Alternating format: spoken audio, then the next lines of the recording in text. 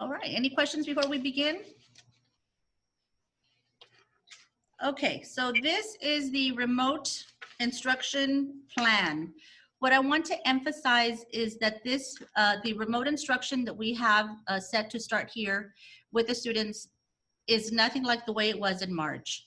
In March, it was it was very last minute, unexpected, and we were not prepared.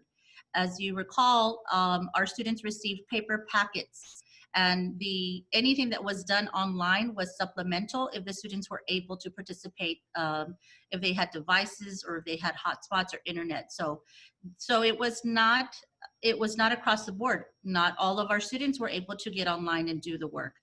Because the district is now providing devices and hotspots to those students that do not have them, then we are now able to come up with this plan where we have all students that will be required to follow the schedules that we'll go through here shortly. And so it's going to be very structured. It's going to be, there's a schedule, and we'll go through that here. And so the expectations are a lot different. So we go to a pre-K4 schedule.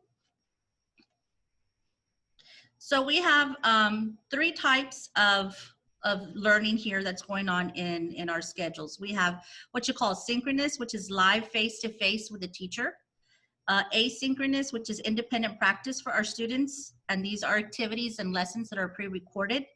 And then we have the at-home activities, and they're to be conducted independently with students and their families. So when you look at this pre-K schedule, you have, again, the synchronous live face-to-face. We did those in 30-minute sections here because we know that our little ones don't have a large attention span, and so we don't expect them to be in front of a computer from the morning until the afternoon. And so we have scheduled breaks in between for them to be doing. So they are still on a schedule, but yet that face-to-face in front of a computer time is not going to be as stringent as it would be, as you'll see as we go up to the upper grades. So the kinder through second schedule, it starts with, again, the morning check in the morning. Students and teachers are trying to make sure that everybody's able to log in. We have a phonics lesson. We have physical education. So our coaches are working on lessons that the teachers will upload to their classroom, and the students will be able to access that within their daily schedule. There's reading activities, independent reading. Then there's a lunch break. Then we have some math practice, independent small group support.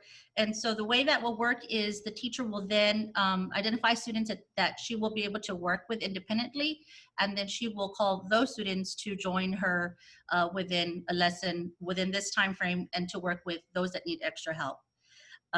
We have science and social studies. We have a break in there for recess. Some more independent or enrichment activities. So once you go up to third and fourth, then you have more face-to-face time with a teacher, because now you're looking at the tested grades, and we need to make sure that we're getting that instruction in the core subjects. So there's more synchronous activity going on throughout the day. And then, of course, the asynchronous, which is the pre-recorded lessons that the teacher will be providing, and activities, and then the independent work. Now, any questions on the schedules? Okay. Will there be some flexibility with this? Oh, definitely. As long as you're in contact with the teacher, then you'll be able to communicate. And of course, there'll be flexibility, of course. So now what I was gonna say was the platform we'll be using for pre-kinder, kinder first and second will be Seesaw. And that is a platform that is more user-friendly for younger children. And so then our third and fourth grade will be using the Google Classroom. students will be trained or taught how to use these platforms, because all their assignments will be loaded into this platform. So they'll be able to log in and click on their math assignment, click on their reading assignment, on the videos that the teacher has set up for that day or that week, and also be able to do that live interaction. And so flexibility as far as are we going to be checking that everything is being done to the T? If we're doing face to face and you're not able to get on right at that time, get on when you're able to, and then we will continue. And we do have some slots throughout the day where the teacher will be able to work with small groups. And so if your child has missed out on a lesson, then the teacher can incorporate them within that group to be able to catch them up. So there will be a lot of flexibility with the schedule.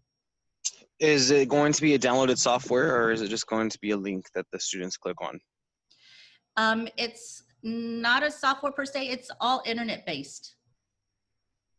The Google is internet-based, the Seesaw is also internet-based. They will create their class, and the students will have, for Seesaw, they'll have a code to be able to log in to their class. And so it's not a software per se, it is internet-based. Oh, okay, thank you. Mm-hmm. Any other questions on instruction? Will pre-K-3 be similar, or has that not come into play yet? It has not come into play yet. They are just currently, they're going to be coming in to the school to set up their classrooms, but we have not received any information as to how Head Start will be conducting their classes. But as soon as we find out, we'll let all our Head Start parents know, because we do have a list of those that have already registered. Okay, so I'm going to move on to the safety guidelines.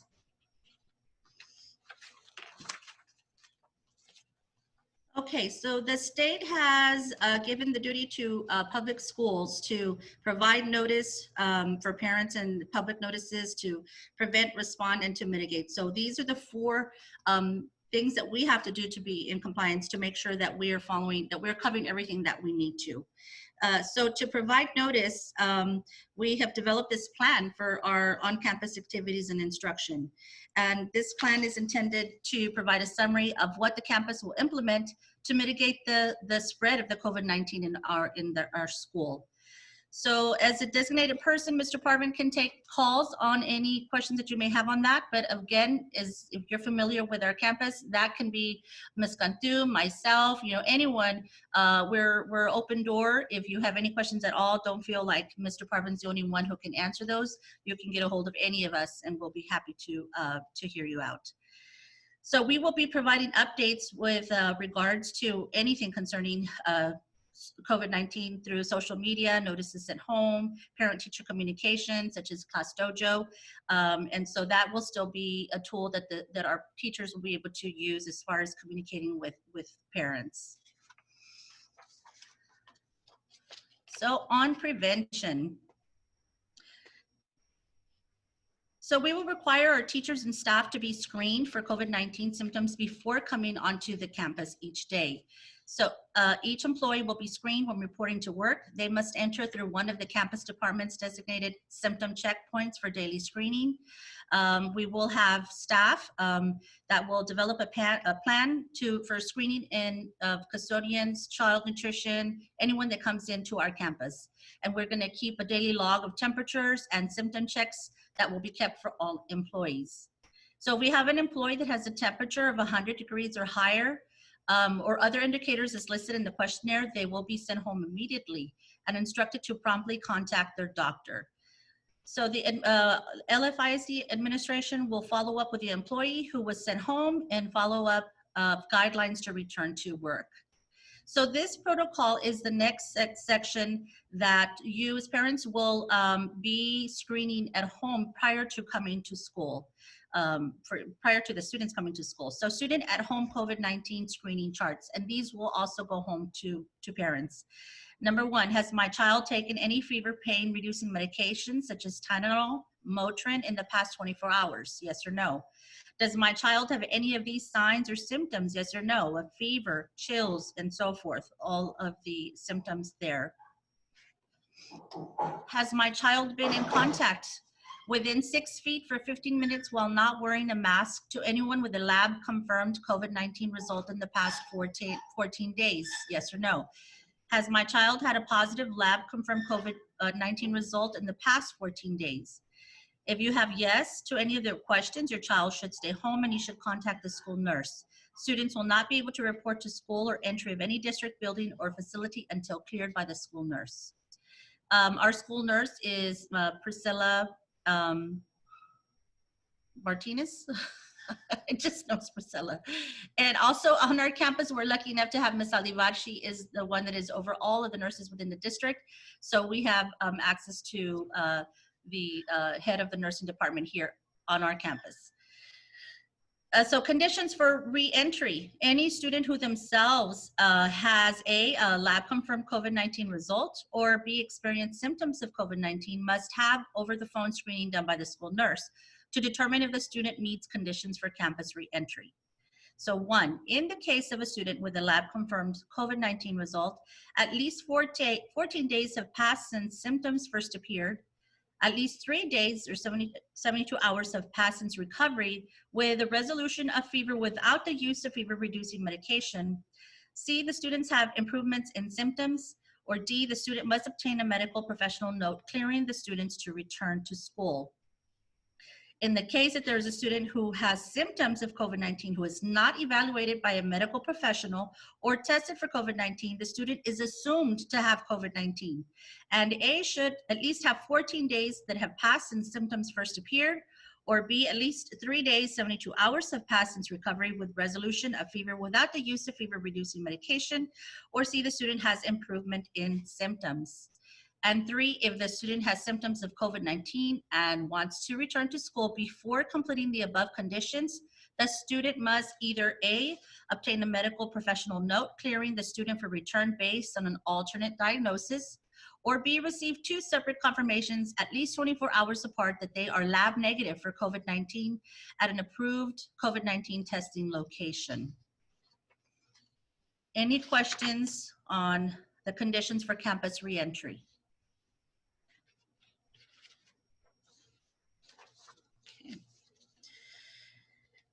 So these are the protocols we will follow for students that are being dropped off in the morning.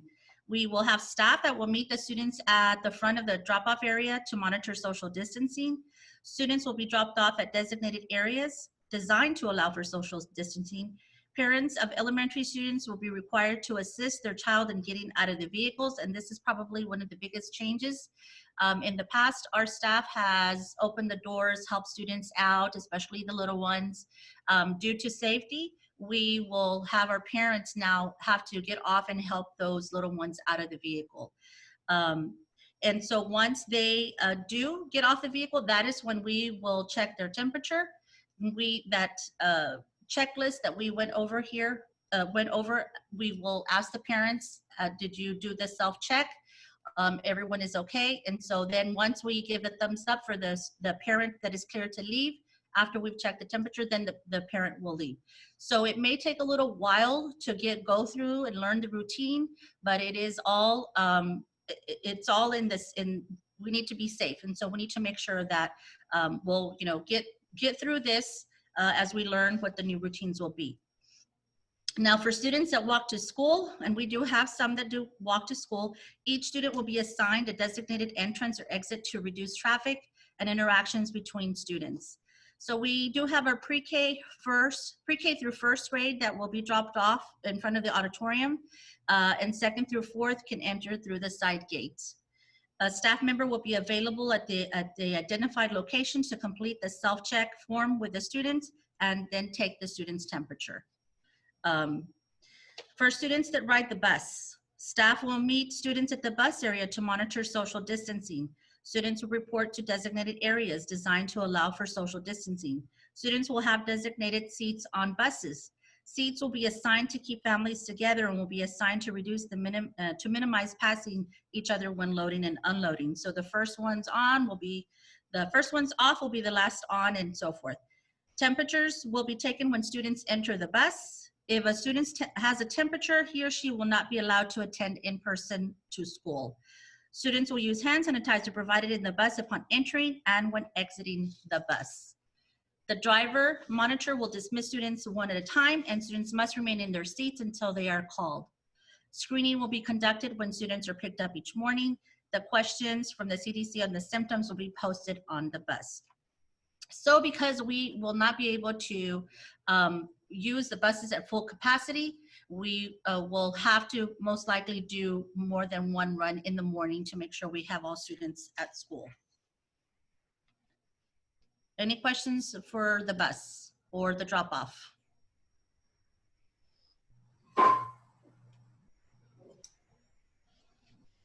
Okay. Protocol for visitors entering the school. Excluding parental drop-off and pickup as discussed above, before visitors are allowed onto campus, we will screen all visitors to determine if they have any COVID-19 symptoms or a lab-confirmed COVID-19. And if so, they must remain off campus until they meet the criteria for re-entry as noted below. So we will restrict visits in schools to those essentials to school operations. When possible, parent contacts will be made via telephone or teleconferencing meetings. Visitors to campuses will be limited to emergency situations only. Upon entering, visitors will be screened and will remain in the lobby area at the front of each campus. At no time will visitors be permitted to interact with students, and visitors will remain in the front waiting area of each campus. All parent meetings will be scheduled using Zoom or phone calls unless otherwise not avoidable. If a face-to-face meeting is needed, parents will remain in the front office area. And then observations of classrooms will not be permitted. So we will not allow any of, we've had student teachers come in having to do observation hours in classrooms. That will not be permitted for this school year. So for this school year, breakfast and lunch will not be allowed to be dropped off for students. So that may be something to think about, since we don't want anyone coming in. Identifying possible COVID-19 cases on campus. CEVAL will immediately separate any student who shows COVID-19 symptoms while at school until the student can be picked up by a parent or guardian. We will clean the areas used by the individual who shows COVID-19 symptoms while at school as soon as is feasible. And students who report feeling feverish should be given an immediate temperature check to determine if they are symptomatic for COVID-19.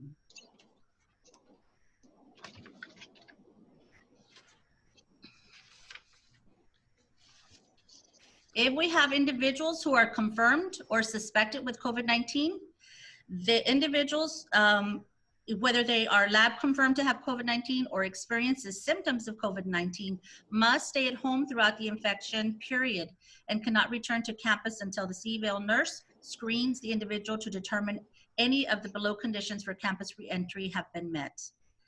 In case of an individual who was diagnosed with COVID-19, the individual may return to school or work when all of the three following criteria are met. At least 3 days, 72 hours have passed since recovery, resolution of fever without the use of fever-reducing medications. An individual has improvement in symptoms in the cough, shortness of breath, and so forth, and at least 14 days have passed since symptoms first appeared. If a student's health permits it and permits him, and if assignments can be done remotely, students will be allowed to complete class assignments remotely from home. When an employee or student has been diagnosed with COVID-19, the individual must obtain a medical professional's note clearing the individual to return to work or school. And in the case of an individual whose symptoms that could be, but is not evaluated by a medical profession or tested for COVID-19, we're going to assume that they have the COVID-19. So if they have the symptoms and they want to return to work before completing the above stay-at-home period, the individual must then obtain a medical professional note clearing that individual for return based on an alternative diagnosis. or receive 2 separate confirmations at least 24 hours apart that they are free of COVID via acute infection test at an approved COVID-19 testing location. When an employee or student has a family member that has tested positive that lives in the same household, the individual must obtain a medical professional's note clearing the individual to return to work or school. If a student has siblings or lives with a school-age family member, for example, cousins, nurse must notify the nurse at other campuses. Siblings and or school-age family members must be sent home if a family member living in the same household has a lab-confirmed case. Siblings, school-age family members must then follow the same steps as the student that is experiencing symptoms or is lab-confirmed positive. That's a lot of information. Any questions on that? Yes, I have a question. Yes. For asymptomatic individuals that show no symptoms whatsoever but still can pass the virus, how soon will you guys get notified? Like, how are you guys screening those individuals, so those students that don't show any type of symptoms? And are you going to be able to disinfect the areas? Our teachers will have, and we will be constantly disinfecting throughout the campus throughout the day, especially the restrooms, the areas that the students are going through. It's a high traffic area. And we're going to constantly be using hand sanitizer. We're going to, our teachers will have the sanitizing spray, the wipies as well, to be wiping down, the areas that the students are going through. But the students are going to be, we're not doing any group work. We've taken out all the tables from the classroom, so there's not going to be any movement of students within the classroom. They're going to be stationary at their area, at their desk. All students will be provided with a mask and a face shield. And so, we're doing, if we follow everything that we have put in place, we won't know if they're asymptomatic. And how do we screen for that? We just follow the protocol that CDC has given us, and we're just assuming that they're not, if we continue to sanitize and clean and wear our masks and follow everything that we need to, we shouldn't have anyone being infected. Ms. Sarah, you want to elaborate on that? So the dangerous part of this type of virus is if someone is asymptomatic, you're not going to know because they're not going to show any symptoms. So that's why the CDC has the recommendations of, social distancing, wearing your mask, constant washing your hands, sanitization, which are all the things that we are incorporating in this plan. To test someone just to go get tested, I mean, it's something you can do, but it's not something that even the state is requiring you to do.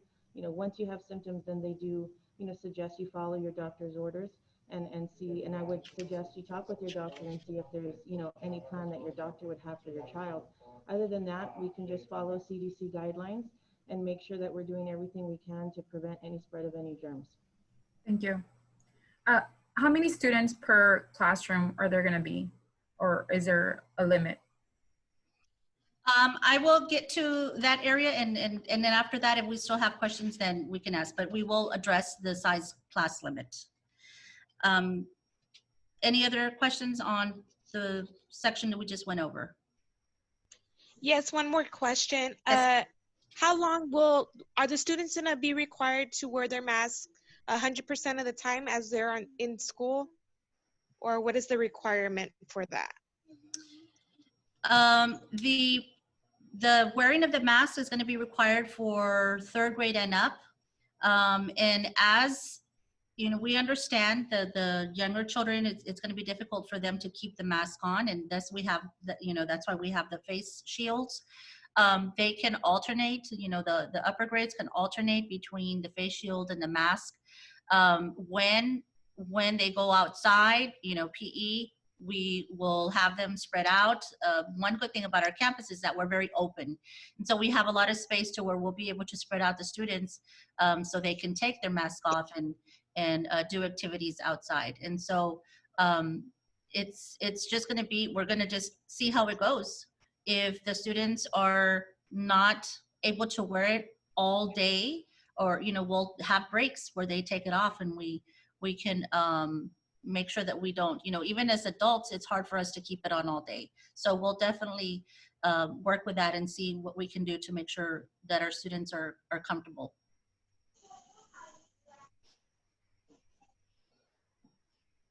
Any other questions? Okay.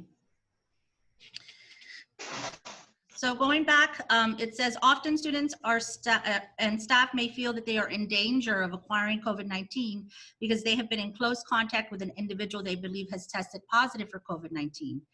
The definition of close contact is this. It is defined as being directly exposed to infectious secretions, example being coughed on while not wearing a mask or face shield, or being within 6 feet for a cumulative duration of 15 minutes while not wearing a mask or face shield.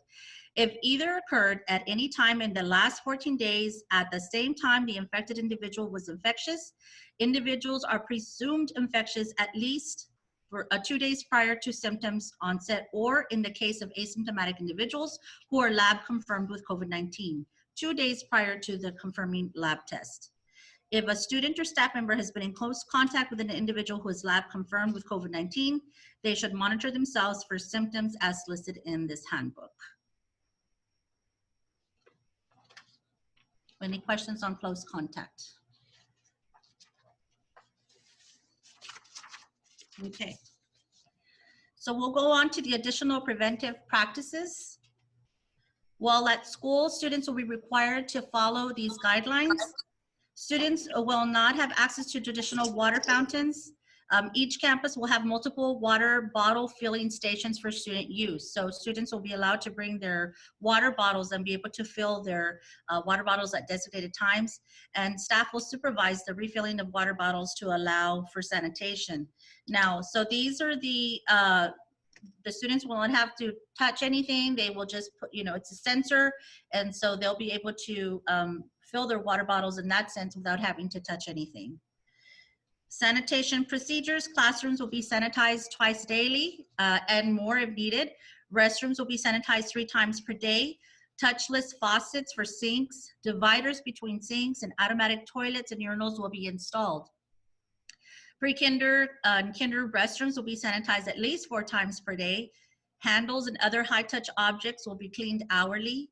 Hand sanitizer is available in each classroom, at all entrances, and throughout common areas throughout the campus. Students will not share supplies in the classroom. In pre-kinder through 1st grade classrooms, desk sneeze guards, as well as dividers between desks, will be utilized for young students that may have a difficult time wearing masks and or face shields. All classroom teachers will be provided gloves for disinfecting classrooms, disinfecting spray, and disinfecting wipes and hand sanitizer. The tables, all the tables have been removed from the classroom, and all students will have an individual desk. Hallway traffic, in an effort to reduce congestion in the halls, each campus has designated or will have established a one-way directional pathways. We'll have signage on the floors and around the campus to assist in maintaining social distancing. And all staff will monitor hallways to promote social distancing. All facilities will remain closed to the general public, and none of our facilities will be permitted for renting or use for non-district related events. Required actions if an individual with lab confirmed case have been in a school. If an individual who has been in a school is lab confirmed to have COVID-19, we must notify Cameron County Health Department in accordance with the applicable federal, state, and local laws and regulations, including the confidentiality requirements of the Americans with Disability Act and Family Educational Rights and Privacy Act. That CEVAL will close off areas that are heavily used by the individual with the lab confirmed case until the non-porous surfaces in those areas can be disinfected unless more than 3 days have already passed since that person was on campus. Consistent with school notification requirements for other communicable diseases and consistent with legal confidentiality requirements, we will notify all teachers, staff, and families of all students in the school if a lab confirmed case is identified among students, teachers, or staff who participated on any on-campus activity. You'll be notified through email, notices, text, class dojo. We'll make sure that that information is sent out. Any questions on that?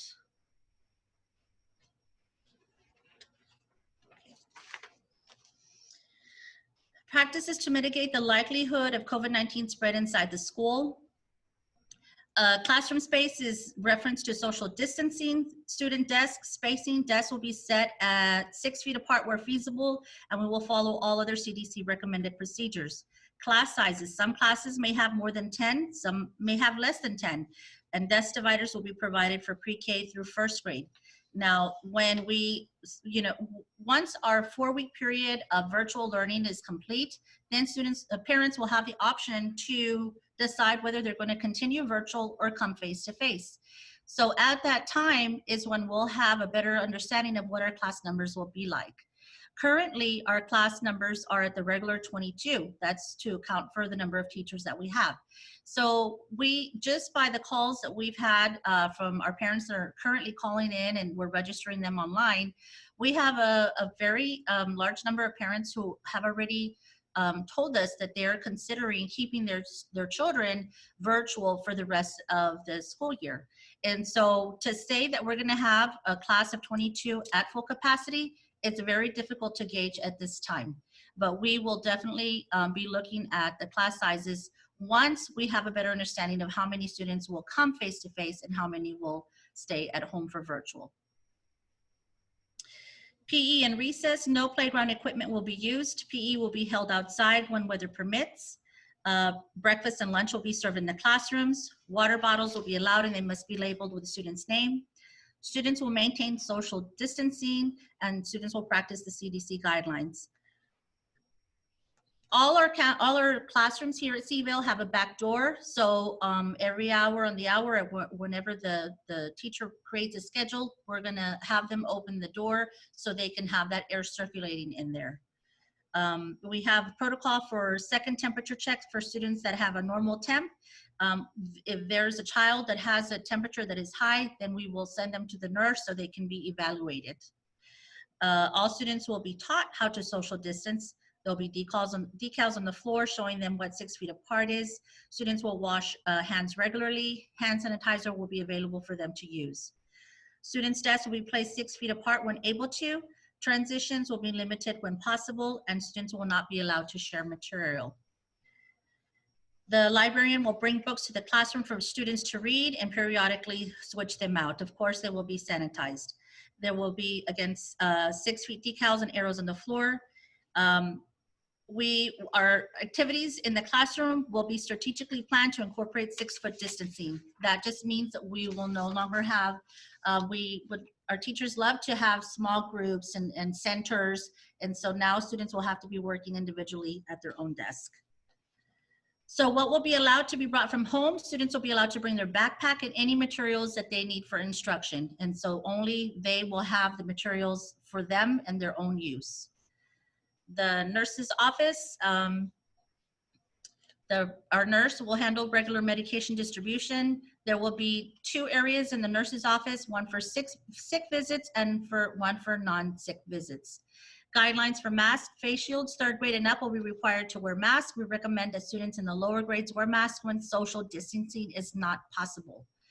Using district guidelines, disinfecting protocols for faculty. Again, we will frequently clean the classrooms, the cafeteria, restrooms, high traffic areas. Restrooms will be disinfected with a sprayer hourly, as well as high traffic areas. Students will be eating in the classroom and will not be using the cafeteria. Teachers will have disinfecting wipes and spray to use regularly in the classroom. And again, the teachers will also open their back doors to allow circulation every hour. That's a lot of information. Any questions? Quick question. Yes, ma'am. Will you all, I'm sorry, my husband was watching it earlier, but I was wondering, are you all gonna still allow substitutes in the classroom? We will still allow substitutes in the classroom. That is, I don't think it's something that we can avoid because we do have illnesses and teachers that will be out for other reasons. And so at this time, and I could be wrong, and as that changes, we'll add it to this handbook here. But as long as they're taught on how to follow the protocol, you know, sanitize and all of everything that we have here, we should be okay, just like any other adult that comes in. But we need to have someone there to continue the instruction. And we have very loyal substitutes here at our campus. And you know, I could start naming them. They're retired teachers that have been here with the district. And so they know that it's important that our students continue learning. And so they're very dedicated to our campus and our students. Thank you. Mm-hmm. I have a question. Yes, ma'am. My concern is, as a parent, not only everything that you're covering here regarding the COVID is important, but one of my priorities is a quality of education my son is going to be receiving. So what is how are the teachers that are doing remotely, are they doing it from home, or are they doing it in the classroom setting? Or what is there going to be a difference as far as instruction? Because obviously it's remote, but how is it going to be different from classroom? Take out the COVID. I'm talking about the education portion of it. How is it going to be different? It's very structured. So the at-home learning is just as structured as it is in the classroom. There's still going to be intervention. There's still going to be enrichment. There's going to be accountability. So we're still going to be assessing. We're going to be monitoring student growth. And then whatever, you know, looking at where do our students need to be? Where do they need help? We're going to have the support in those areas that we need to. We have our paraprofessional staff that will also be in with the teachers, so they're able to learn, you know, do the lessons with the teacher and the students. And so they'll also be support for the teacher and the students. And it's the expectation. We are still required to teach the TEKS. We're still required to make sure that our students get what they need and what they need to learn for that grade level. So the accountability is still going to be there. We're still taking the grades. We're still doing the reteaching where needed. But the key here is going to be that communication between the student, the teacher, and the parent when it's virtual. So the teachers that are doing the remote instruction structure, are they going to be doing it from home, or they're going to be doing from the campus itself? From both. They'll be doing some from home and then some from school. And so that is something that we have given our teachers the option to, and for the most part here at our campus, a majority of our teachers have opted to come into the school and do the instruction from here, the classroom, because this is where they have their resources. And this is where they have everything that they need. Thank you. Mm-hmm. Can I add to that real quick? Yes. If so they're in school, if they are going to school, are they going to be handed out papers from the teacher, or will all their instructions be virtual, like through their laptops? When they do the face-to-face, Yes. they will have paper. They will still have their, we have like a reading book. And so the books that we have here are for each student. They will be kept at their desk. And so that's going to be their material. And okay. So, yeah. Anything else? Again, we are here. We have already returned from our 2-week summer break, if you want to call that a summer break. And so we started this Monday. Was it this Monday? I can't even remember. Our days just kind of went, meshed together. But we're here in the office from 7:30 to 4:30.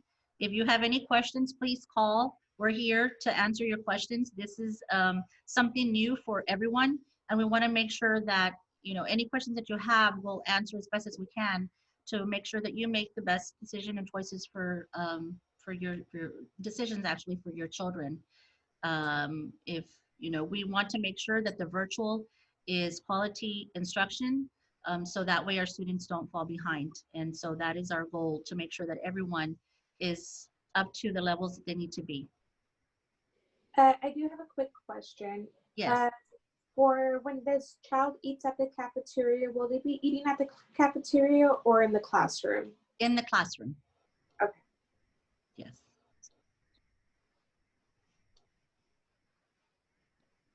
And one more, and I'll be done, I promise.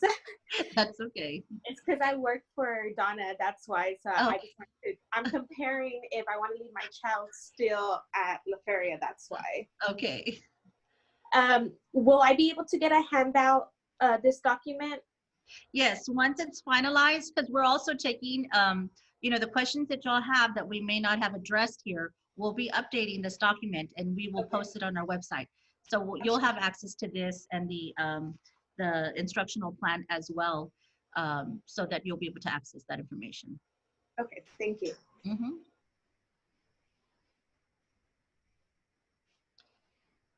Okay, well, if there are no other questions, and if you think of some tomorrow, give us a call.